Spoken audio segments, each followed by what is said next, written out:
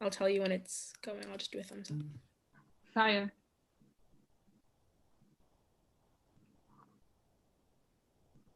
Give me a second.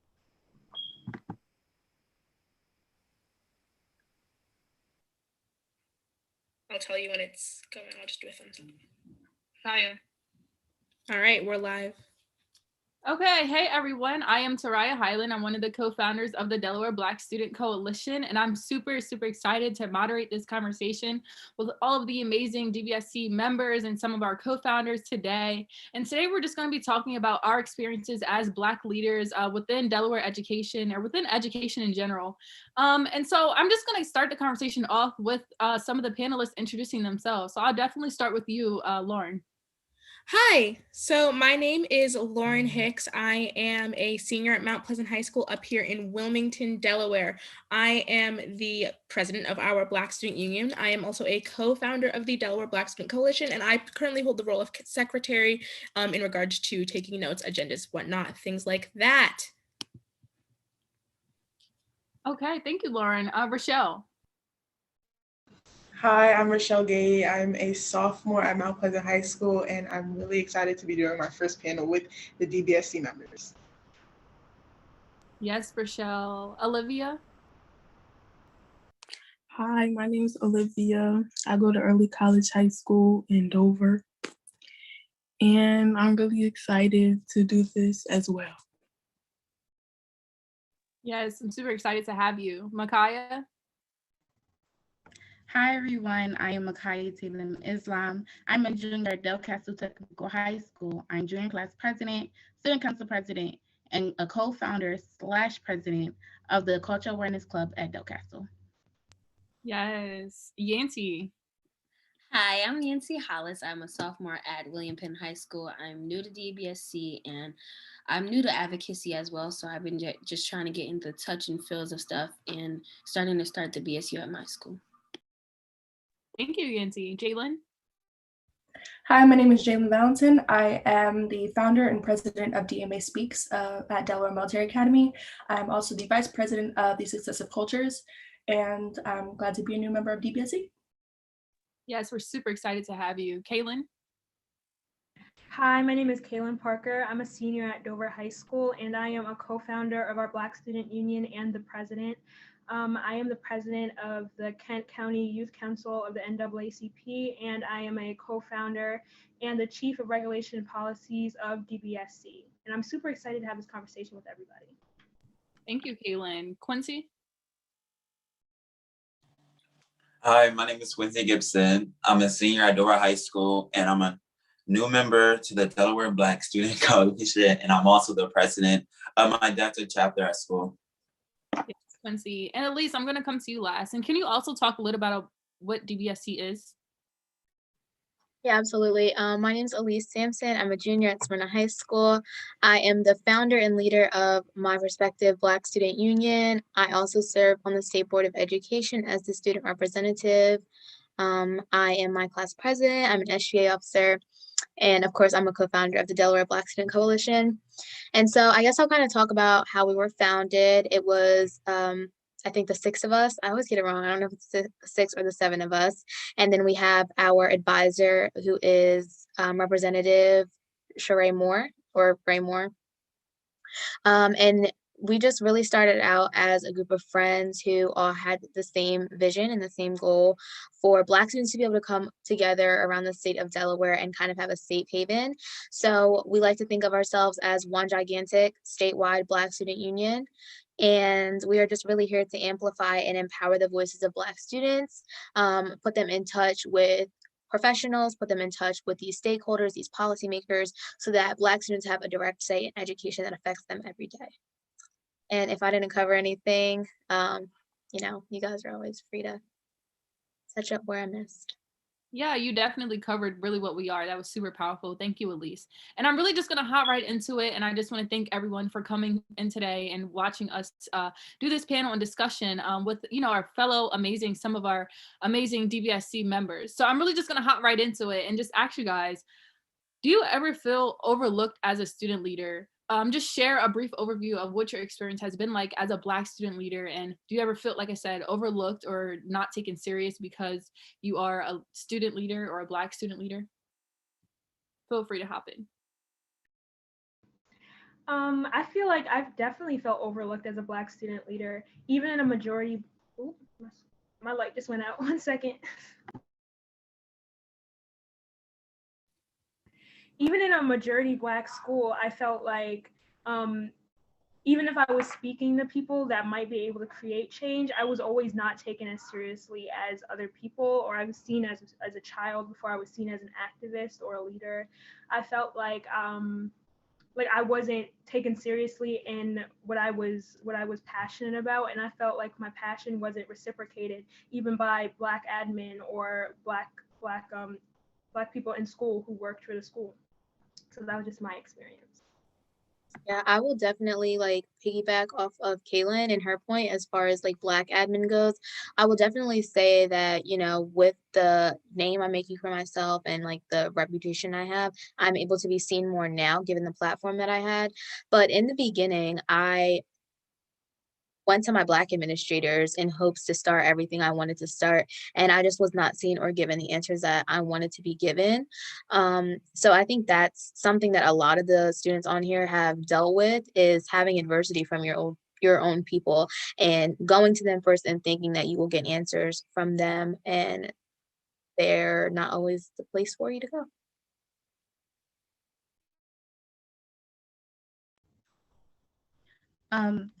I would definitely agree with everyone here. It kind of felt like they thought they didn't want me to have a place, or my voice didn't want to be heard.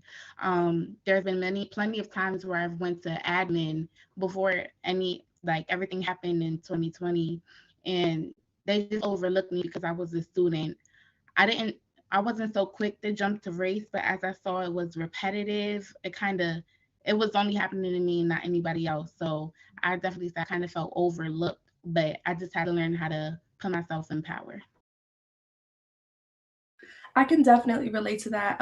After, especially going to like a majority white high school, it's definitely been difficult, and staying involved in sports and extracurriculars with my fellow white students who a lot of times can't relate to what I've been through.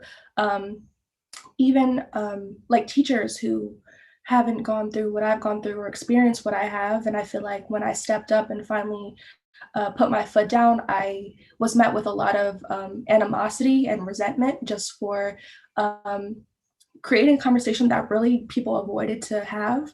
And I was told that I was angry and impulsive. And I'm sure a lot of other students in this meeting who have experienced the same thing, and I know it's very frustrating, but I'm glad that we're all here trying to have this conversation and make change, because it can be a difficult process, but it's worthy. Yes, I definitely think all the points that you guys made are so powerful, and even me, I can definitely relate to that as well. Oftentimes, you know, I feel like this also ties to performative activism as well. You know, in a way, where an admin, they would invite you to these tables, but like you're never taken serious because maybe you have way less degrees than these people with doctorate degrees. But in reality, like, we're the true experts. We have our experiences to speak to, where they literally only have textbook facts, and they're not as, you know, close to us as Black students, and as proximate to us as students, really, of students of color, students, you know, that have come from a lot different backgrounds than they would ever come from or could ever imagine coming from. So I definitely think that really ties to the idea of just being close to us and really understanding our experience as, you know, Black people within society and Black people in a predominantly white high school or building in general. So does anyone else want to add on to that before I move on? I would love to add just the point that you were talking about them, you know, not dealing with these things. Even some of the Black administrators, they downplay what we go through. They downplay the issue of racism. And I have been told so many times it wasn't like that when I was in school, and I went to this school and it wasn't like that. And what we really need to realize is that racism in 2020 and 2021 is out there. It's in your face. There's no longer closeted racists. And so when these older generations were in school, these 80s babies, even 70 babies, they were not dealt with direct racism. They, you know, there would be this incident here and there, but everybody would get along, and you wouldn't just have people call you out of your name in the middle of class. Versus now in 2021, all of this stuff is right in your face, not to mention we have social media, so we can see the racism that's happening to everyone else, and it's that much more powerful to us. And so I think that, again, not only being downplayed by, you know, the white people around you, but the Black people around you saying that it's not that serious and that it's time to move on and stuff like that, when in reality, I don't think that they have faced the same racism that this generation has faced. Yeah, and to Elise's point, like even if they were facing like outright racism, I think that they've become so numb to it and they expect us all to have this attitude of like expect it to happen and like don't get so mad over it, when in reality we should be mad that we're becoming desensitized to this type of racism, to certain types of racism. And I think that's an issue that we have to take on with the older generation, the older Black generation, because everything is not going to get solved by, nothing's going to get solved if we just ignore it. Nothing's going to get solved if we push things to the back of the closet and act like we're all kumbaya, everything's fine, everything's all right. And I just, that really just, Elise's point really brought that to my mind. Yeah, kind of just like piggybacking off of what Kaylin and Elise said. I'm not really a leader yet, but I'm getting there. But there'll be certain incidents and things that'll happen where it's like I would love to have a conversation where it's like I feel like we should go about this situation, this, and this, and it's kind of just it's more like a let it go. You know, it's okay. There's no reason for you to be upset when there is a reason for me to be upset because it's harming me and my character. Now, if I step out of place and handle the situation on my own, then I'm seen as an angry Black girl or I fit into the stereotype, which I feel like it shouldn't be that way. I feel like all conversations need to be had, whether it's about like race or anything else, because at the end of the day, you don't know what that person's going through. And even if you do, there should be no reason why you should brush it under the table because times are different or it's not as big as it used to be.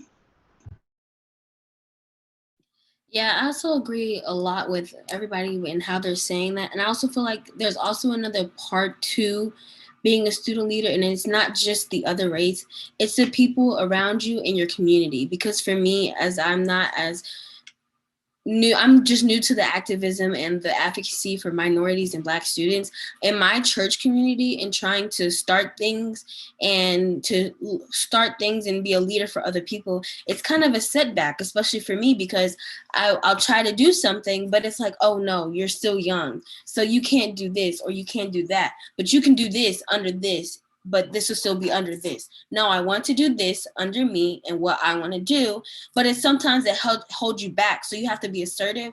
And that's what I've been learning as I've been just advocating through my life these past few months. It's just like, I need to learn how to speak up for myself and not be little old Yancy, or what my family calls me, little old Layel, because I'm trying to be a powerful leader, Black woman, for my future generations and just people that look up to me. So that's definitely an important thing to know, that it's just not just the other people, it's your family and your community as well. Yeah, no, I can completely sympathize with that. Fortunately, my personal family is pretty supportive, but community is a big one. You know, at my school, we are far and few between the ones that want to act out against, you know, things, and everyone wants to be like, oh, ho hum, but it's really hard to find those around you.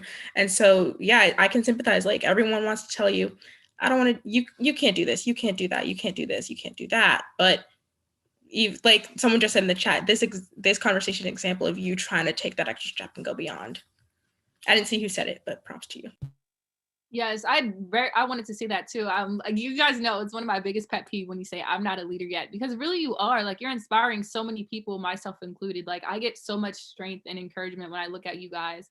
So I just want you to know, like, you are a leaders, and like Lauren and Kaylin said, like, you're leading right now, being on this panel and having this conversation. Like, do you understand like how powerful this is that you're sitting on this and sharing your experiences? Like, this is a privilege for people to listen to your experiences, your very sacred experiences. So going deeper into what you guys were talking about specifically to Yancy and Rochelle, and I know other people on the panel can speak to this as well. And I know you guys commonly say like, oh, I'm not really that much of a leader yet, or I don't use my voice as much. So I really wanted to know, is there anything that you feel is limiting you from using your voice, or like, why do you feel like you're not as active as a leader? Do you think anything's limiting you, like regardless if it's your age or any other barriers, like really what is it? I feel like my age is a big one because I'm so young, and I tend to be like overlooked in certain cases. And just like the family that I come from, it's more of I'm first generation to be born in America. Everybody else was born in Liberia. So when they come here and they see everything happening, when I want to talk about it, or if I want to like start some type of program or like some type of little like small talk to like have, it's more of we were not brought up that way. We've never had this conversation with our parents before. We just come into America before we see all this stuff happening, and you American children or your generation need to relax with everything that's happening. And that's one thing I get from like my mom a lot. It's more of we didn't grow up with all this, so you guys are not gonna grow up with all this. We're not gonna have this conversation.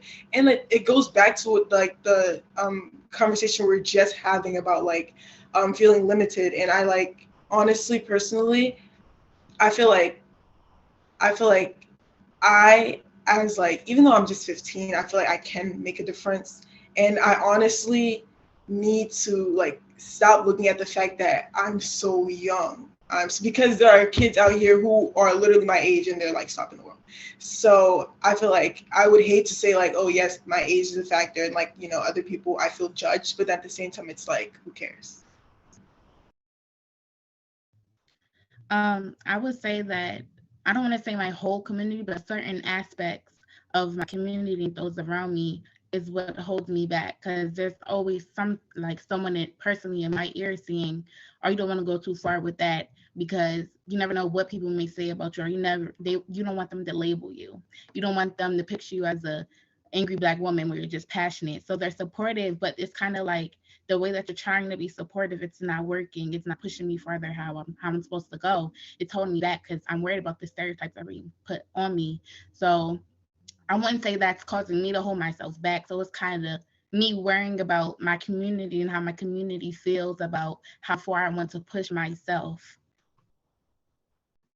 I can definitely relate with the both of them. I feel like the biggest thing that's holding me back is yes, my age, but also the connections that we're making, because a lot of the times when we're so young and we're trying to reach out to people of importance who can really make a change, or a bigger change that we can as teenagers, it can be hard because a lot of times they don't want to listen to a young minority student who really hasn't figured out life yet. But also I feel like it's just breaking the cycle, because same thing with Rochelle was saying, our parents really don't expect us to do much, not only because of our age and because of the things that we have going on in life, but simply because they didn't do that either. So breaking that cycle and them seeing us go past or do more than they did, it's scary, but it's a process that, you know, we're all trying to figure out, and it is hard to figure out. So Yeah, I love how Jalen worded that, because it's just like you have to think about, you're trying to be better than your parents, and you always think about like, well, maybe my parents want me to do this, but you want to be like, no, I want to be better than them. And that's what I continuously tell myself, because there's certain things that I was like, I like about my parents, but there's certain things that I'm like, I want to be better than my parents. And I feel like everybody should want to strive to be better than their parents, because if you see your parents and they're in a great place, then that means you can be even more greater and powerful. And so going back to the question, because I kind of steered off, but something that limits me, I guess, would be my confidence level and how it's kind of lacked over the years, because I've gone to, I wouldn't say majority white schools, but like, I never really had a Black best friend. Like, you know, when you have those friends that you really need to like latch onto and communicate with. My only best friend that I had lived all the way in North Philly. That's way far away from me where I live in Delaware. So I never really got to be with her or see with her. I've only had white best friends up until middle school. So it was kind of a hard thing for my confidence, because they would be skinny and petite and their hair would be nice and long. And I went sort of through like a identity crisis where I was like, I don't know who I am.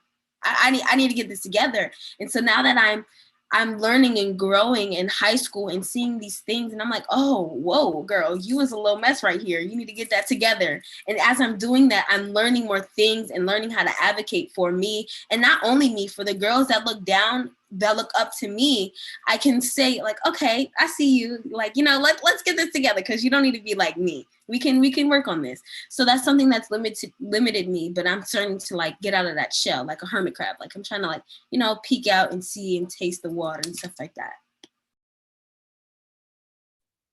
And I also agree with what you said too, because growing up in an environment where like the Smyrna School District, where it was mainly white, I've always been like a antisocial person. So when I've dealt with like racism and kids with like word and stuff, I would never really be taken seriously because the school was really white. And I've always feared rejection because you're always, Black women are quick to be called angry and all these names.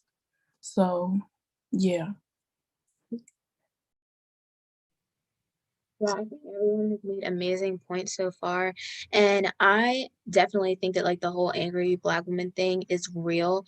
But I think another big barrier for me was also my peers. Like before 2020, it was not a thing to talk about Black lives. Like you were weird if you talked about those things. And the way that I took advocacy seriously and starting a Black student union and stuff like that, I was seen as like the weird, aggressive, like who cares?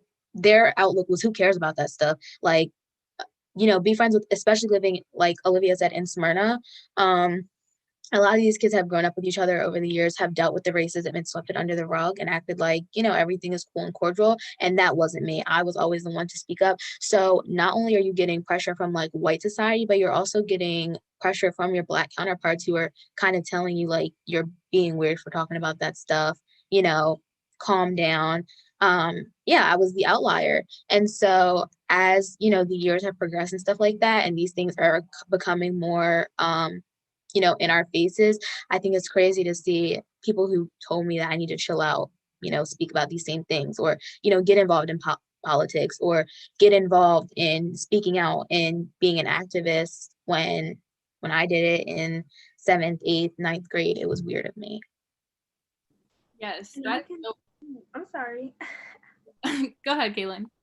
And I was just going to say, and I can totally relate to that because my sophomore year is when I started my Black Student Union. And when I did that, like white and Black peers and everybody else was, so they were so confused and they were so judgmental about it. But now, like, since, you know, BLM has become popular over the summer and everything, it kind of like is like a double-edged sword, because like you're happy that people are paying more attention to it, but now it kind of feels like, well, I would like for you guys to acknowledge how you treated the Black people in your lives who were interested and who were fighting for your life before it became a trend or before it became popular. You know what I mean? And now I got people DMing me, asking me how I feel about one topic or the other. And it just feels like, do your research and come talk to me, not as like, because now suddenly you're interested, like, don't ask me questions that you can look up and do your work, because I'm not here to do the work. Just because I've been doing the work, now it's your time to be doing the work if you're interested in it. Yes, Caitlin, that's so powerful, because I feel that. Like, I was, like Elise said, like, I was the annoying one where it's like, don't say that around Soraya because she's going to check you. She's going to do this. And really, that's how it was, because people knew not to play around me because they didn't know I did not play. Like, until after, you know, the events that happened in 2020, you know, regarding George Floyd and Ahmaud Arbery and Breonna Taylor and many, many more. And it's really disappointing that people act like they're the first, but I'm appreciative that they are starting to wake up, but it's still like very disappointing because it's like, we know they aren't the first. We know that this has been an issue for decades and centuries. But my point was, after those events, now everyone wanted to wake up. Now everybody, like Kaylin said, wants to be DMing me and asking me to educate you. But just before, I was a weirdo for constantly educating you. But now you want me to educate you for free. No, run me my money. And that's really what it is, because I'm not going to give you free labor. Like, I'm not. And that's really what it is. And I really want to go back to what Elise said earlier about what limited you using your voice. And for me, what really limited me a lot was, like a lot of you guys are saying, is not having the confidence to embrace myself and embrace the things that I felt sincerely about and was confident in. And really what changed it was me surrounding myself in powerful people that believed in the same thing as I do. Like, even within the co-founders, like, I'm really, really good friends with all of them. And I'm telling you, like, it is almost like a unicorn, like just being in a friend group where you can openly talk about everything Black and not be labeled as a weirdo because they all think the same way. And it's just like you can have so many intellectual conversations and then build each other up and empower each other. And I feel like that's why the community within DBSC is so powerful, because all of you guys are so powerful, and it's just like we thrive off of each other's power and each other's spirit and each other's light. And another thing that I always felt would limit me was just my identity as a Black woman. Like there's so many glass barriers on us as Black women. And I know you guys were saying like the angry Black woman stereotype, and that's something that I am labeled really within my district, where it's really like, don't mess with Taraya because she's crazy. And that's what, I'm not crazy, it's just I like to hold people accountable, and that's really just what it is, accountability. But when you do that, there comes a label, and I'm commonly labeled as, you know, the angry Black girl within the school district. And honestly, what can I do about it? And I really love, I'm sorry, I'm like rambling, but I really love what Makaya said earlier as well about, you know, being in a community, like your community, like it's not always like your school community. Like within my family, like I get the same comments that I get from white administrators, like, here she go again. And it's like, they always believe, you know, and I think this is common within Black households as well. It's like, we have bigger fish to fry. And it's like, it's harder for them to focus on this when we have to focus on paying the next bill, you know? And that's really what it is. So it's like, they get dried out by hearing me talk about the same thing constantly as well. So it's like, really, where can I go? And that's why I'm so grateful for this space, because yeah. But anyone else want to hop in? Taraya, what you said about family, like I relate to that so much, because I'd be talking to my mom and I'd be like, because this and that and there, and I'll like be like going off, and she'd be like, oh my gosh. And then like I would like sometimes I'll just type it into the group meet and it'll be like a breath of fresh air, because everybody will be like, yes, and also this point and that point, and it'll just be like, yes, this is what I needed a community that supports me and that's always ready to talk about these specific issues. So I just want to say I related to that so much. But yeah, going back to like how Elise, but you guys, Kaylin and Taraya, I completely agree with you. Like my dad would be like, okay, we get it. Well, okay, we get it. Like this is this and this is that. And we'll have a quick little conversation where we go back and forth with what we think and how I take my African-American studies, and I'll put stuff in there and be like, okay, but then you have to turn, and it's like going back and forth. And I'm like, okay, it is what it is. But going back to what Elise was talking about with being an outlier, there's another thing you have to think about. They think of the BSU as being in a problem of being activism and starting things. But the BSU is not just that. The BSU is something that helps you educate yourself on African-American studies. Like I know with Lauren's BSU, because she's been helping me, there's a whole lesson plan on like racism in the cinema, like the cinema part and stuff like that. So if you think about it, BSU is not just helping you become an activist or teaching you how to create change, because first of all, creating change is where you get the things that you need to get done. So that's just that. You can't do what we're doing and be peaceful about it. It's going to cause a problem. It's going to cause a change. You can't do that. It's just going to happen. It's inevitable. So with us being what we are, we're going to cause the problems. We can also teach these young students how to learn and not be afraid to hear what we got to say.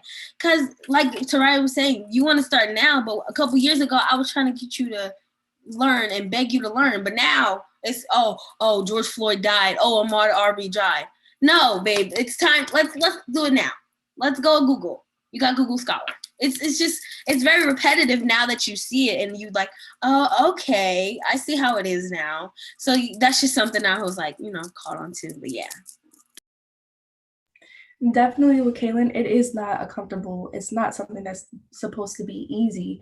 But definitely I can relate to what Taraya and Elise were saying, because I started to, advocate in middle school, but same as y'all, I was labeled weird or problematic. And even when I got into high school, I was still labeled problematic.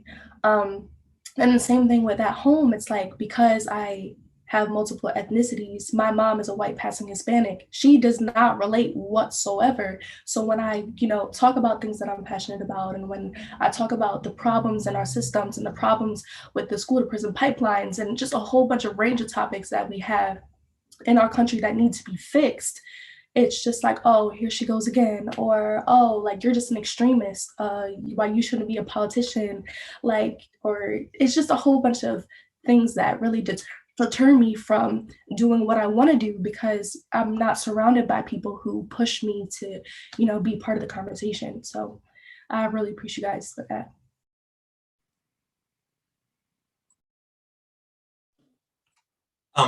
For me, I'm gonna go back to what Tarira and Yancy was talking about and say that what's stopping me is self-confidence, not feeling, stepping out of my comfort zone, fear of rejection. And because it's like just always a voice in my head saying that you're not qualified enough for this position. Why are you doing this? No one's going to listen to you. No one's going to take you serious.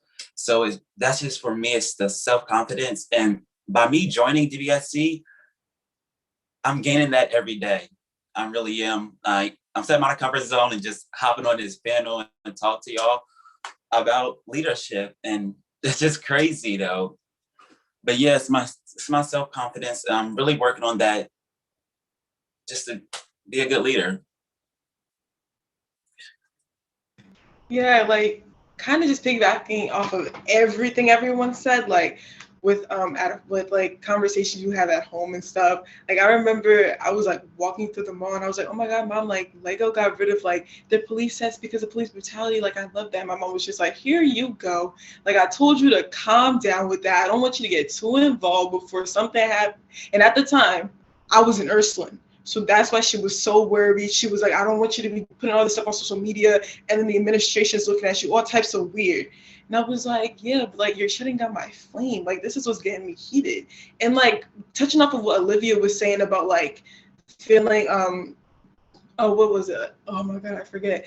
No, I don't forget actually. It was something about, I forgot the word she used, but kind of, it was like, antisocial.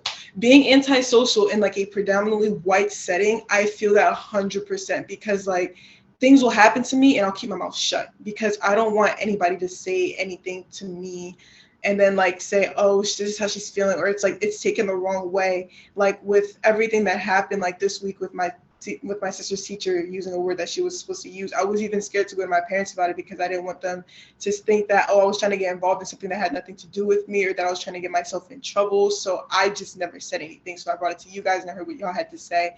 And it made me feel a little bit better about it to the point where I could go talk to my dad about it. And he just like, he educated me, but we still never really handled the problem. And I wish that the problem was handled in just the way it should have been, but yeah.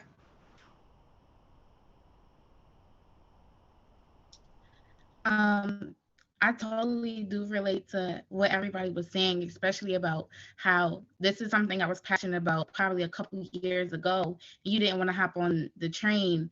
I wanted to start a BSU in my school in 2019, and I was told no. I was told no, that's not going to help our cause. They want me to have a cultural awareness club instead of a Black student union. How is that going to affect me? How is that going to help me? How is that going to drive me and push myself to be the best along with the others in the school or in my community? That's not going to help anything. I brought the idea to an English teacher. She told me it wasn't important. She told me that I didn't need to do that, just make a student union. Student union is student council. So how are you going to tell me that what my change is not important to the other people in the school, the other people who look at me in the school? You do not have the same experiences as me. You don't walk down the street scared about who's going to walk up on you next. You're not scared about what happens if your parents get pulled over. You're not scared about when your cousins, your older cousins, your uncles go out on this road and they might never come back. You don't have the same experiences as me. So how can you tell me that what I want to do is not important? That's what I call a candle blower. You can't blow out my candle because it will be relit. The faces that I saw in her classroom looked like mine. They were looking at me to see what I was going to do next. I started the Cultural Awareness Club, but what I did was make the Cultural Awareness Club surrounded by African American studies. She couldn't take that out of me, so that's something. But now she didn't want to support me then, but now you want to scream Black Lives Matter after everything that happened after Breonna Taylor. That doesn't make sense. How you're being a fraud. You're a fraud. How do you want to support me? Someone that you saw every day, you didn't want to support me when I wanted to stand behind this for my ancestors. But you want to support this now after it got popular. That don't make sense. You're being a fraud. That's what I stand for. But now you're quiet once I say something. You're quiet. Now that you see my name pop up on Schoology every so and then every day, now you're quiet. I don't see you putting that out there no more because now you know. It's more important than you think it is because you're not in this community. You may want to be an ally, call yourself an ally, but you're not. You're a fraud. So that's something I can totally relate to as to not wanting to support me then, but want to hop on the trend now. Yes, I could not agree more. You just brought all the points home. Performative activism, being a fraud, I love it. But what warms my heart the most is to hear everybody say how DBSC has really helped them break down these barriers and has helped them get out of these limits. You know, not feeling the confidence, not having the community there, not having the friends there to support you, or, you know, whatever the situation may be, it feels so good to be able to say the Delaware Black Student Union, Delaware Black Student Coalition is giving these students the safe haven that they need, and, you know, being able to be there, being able to guide them, being able to support them. So yeah, I just love when you guys talk about how much we have helped you and how you feel like a leader now, because that's all that we're here for, is to empower you guys and amplify you guys and build you guys up, because there's nowhere else in Delaware that you will get built up like this. At home, you might get built up as, you know, your parent's son or daughter. In school, you might get built up as a leader, but this is one of the only places in Delaware you would get built up as a Black leader, and that in itself. Yes, that's so powerful, Elise. I know, like, you guys being, you know, these amazing leaders. I just want to ask a really quick question and then transition to my closing question. But just a few of you guys briefly, if you can touch on how you manage being a student leader, an amazing, powerful student leader, and then also balancing your mental health as, you know, a Black person within America, and then your extracurriculars and all of your other tasks. So I'll start off this question. Starting just DBSC, I was surrounded by so many beautiful kings and queens, and I was like, well, maybe this is going to be something that I'm like interested in, because I was like, I don't know how to start advocacy and activism, but I was like, I need some help. So I knew that starting and going in here would be the best thing to do. And you were asking us how we started our confidence and all that stuff. I just started really realizing, seeing Taraya and Lauren and Elise and Kaylin, they're just unapologetically candid and Black. And I was like, I like that. I was like, I like how they're glowing, talking about what they love to do and talking about something that they're passionate about. And I was like, I like that. I want to look up to that. So I started, you know, I'm a Christian, so I started reading my Bible more, you know, reading books more. I have such a beautiful selection of books. I have the new Jim Crow book, which actually Taraya gave me. I haven't got to read it yet, but, you know, I've been reading that. And I've been reading stuff by W. Du Bois, and so many books to educate myself so that I can be able to spew that knowledge on, spew is not the right word, but give that knowledge to somebody else so that it could help them learn more about themselves and their identity, because they need to know that. And so that was just something that I love to do. And I was like, I need to get it together. And it's like, it's not just me seeing the change in myself. My mom is seeing the change, and my parents. My mom was like, oh my goodness, I see it. Like, she was like, I'm so proud of you. Like, you're doing it. And I was like, yeah, I'm not doing enough though. I'm not doing enough. She's like, I was like, I'm trying to do bigger and better things, Mom. I'm trying to be like Taraya and them. I'm trying to be like Taraya and Elise and them. Please don't say just yet. Give me a couple more weeks. Give me a couple more months. But it's like, I'm seriously, you guys are giving me that pinpoint where I want to be at, and maybe even be better, or just take from each and every single one of you, because this is how amazing you guys are. I was put into a beautiful community where I could learn, and I can take that into my extracurriculars when I'm a part of choir and sports, and not even extracurriculars at school, just in my church community where I do Bible study for myself and for a young group of girls. Like, that's something I want to take those leadership skills into, as though, like, so that I can help them, you know, learn how to do this the right way and be on time and schedule and pinpoint when you need to do this and when you need to do that, and help other people learn more about God as for the leadership that I'm trying to help them learn. So that's just something to just get it going. Yeah, no, I agree. Like, definitely wanting to be a leader is what gives you the physical and mental strength to be a leader. And I think for me, when it comes to balancing, I need to keep that in mind. But also, it's like, it sounds so cliche, but literally just time management. Like, one thing for me is I know if I'm like, okay, from this to this is my school time, this to this is my drama club, or I'm going to practice one of my instruments time, this to this is my DBSC time, this to this is my BSU time, then I can allow myself to be put in those different mind spaces, and it makes it even easier for me to be like, okay, I'm gonna go transition from being an academic to a musician to a leader to an advocate, and switching between those doesn't make your head feel as fuzzy. I don't know if that's the right word, but that's how I'm gonna say it. Doesn't make you feel as fuzzy, and it helps you feel calmer, and I think that's just a good way to manage your mental health. So that's my little tidbit. Someone can go. For my mental health, I really just limit my social media time because I realize that a lot of blogs and people just constantly push like negative agendas and things that don't really let you think for yourself. So I just try to stay off of social media as much as I can. And, just like y'all said, I read books, I meditate, and yeah, that's really it.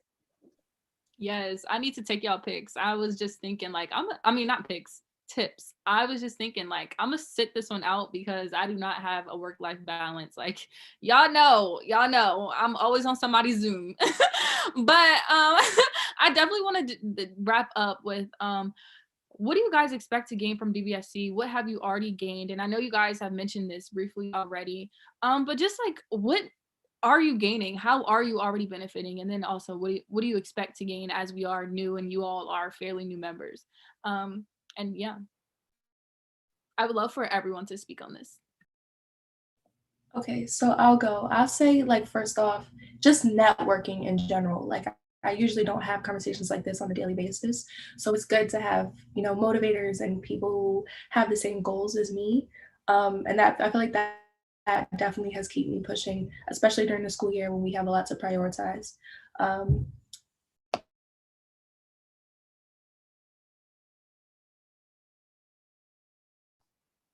I feel like that I'm gaining an actual voice because I've always wanted to be a part of something like this.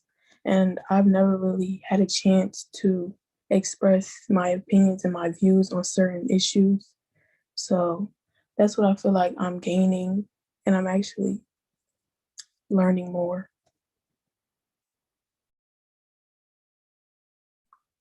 I feel like I'm gaining / developing a strong leadership skills and self-confidence in myself and respect for others. So DBSC really helped me with all this, and like I'm just grateful, and I feel good just get out of my comfort zone and be able to use my voice. Something I'm gaining is learning how to be unapologetically Black.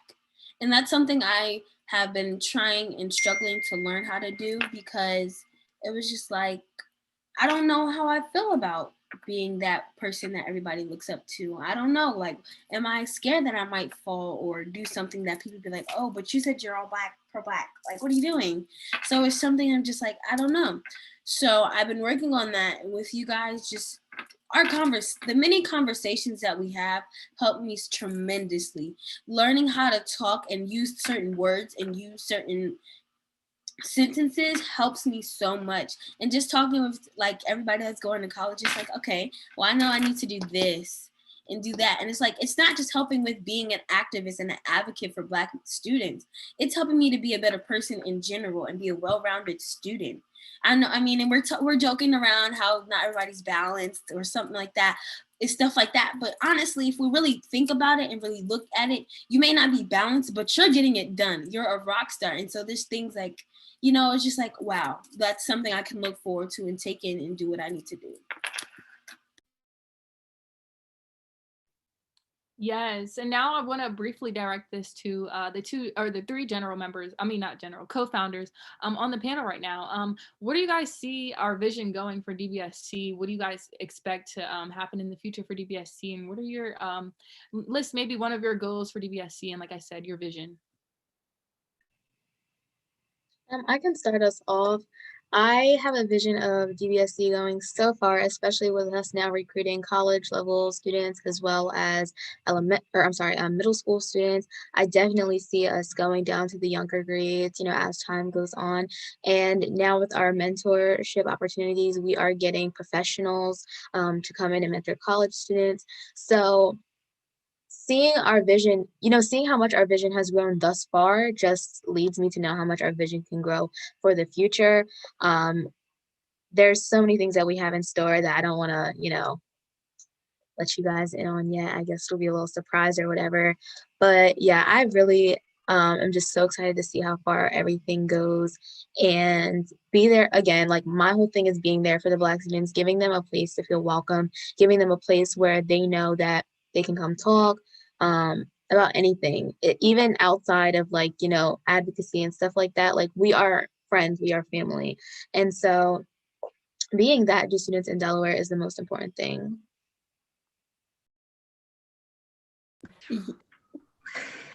You go first. We stay having the same thought process. So for me, I see DBSC as just growing as a larger community and as a larger family. And also what Elise said with our mentorship program, I'm super excited because it's like, I don't know why, but I feel like it's personal to me, like how much I love the mentorship program and how much I really feel like it's going to help our members and how much I feel like it's going to help us support our members more and help us get out there and really have some really great outreach and have some really great support. And so that's what I'm excited for the future. And I'm just so excited for everybody to see the community that we are. Yeah, I definitely think the mentorship is something super important, and I agree it does feel really personal. But I think for me, one thing that I'm really excited about is the stuff that we've been doing in terms of networking. We've been able to work with legislators kind of from all over. We're making more connections with our partnerships. We have people emailing us and approaching us every single day, like, oh, I heard about you from this panel. I heard about you from this event. I heard you from this thing, and reaching out to us. And I think as that grows and people want to hear us, that will help us expand. And I'm really excited to be wanted because I feel like as Black people and Black organizations, we're not wanted. So I feel like that people want us is like everything I could ever ask for. Oh my goodness, Lauren, that was everything and a half. Like, I just am so excited to be wanted. Like, for people to be eagerly approaching us and eagerly wanting to partner with us. Like Lauren said, like we're constantly being emailed to partner with other organizations, to be on panels, to talk about DBSC. And we're honestly so excited. And not only to get our foot through the door as an organization, but to definitely put on for our members, amplify the voices of our members, get them more involved within the community. And really that's where my vision is, to really have all of the DBSC members get to the top and dominate the state of Delaware and just be change makers and just table shakers within Delaware. And that's really something that I live by, is being a table shaker, and whatever I touch, leaving my name on it. And that's really something that I'm excited about for DBSC, because we're definitely going to leave our name on Delaware. And I'm just super, super excited and honored to work with you all. And this definitely is our first panel with some of our members, but best believe it will not be our last. Stay tuned for some bigger and better events, some more panels. And I'm just so, so excited that you were able to meet some of our members, our amazing members. And like I said, these are just a handful of some of our powerful table shakers within DBSC. And I hope you guys enjoyed them just as much as I did. Thank you so, so, so much for tuning in.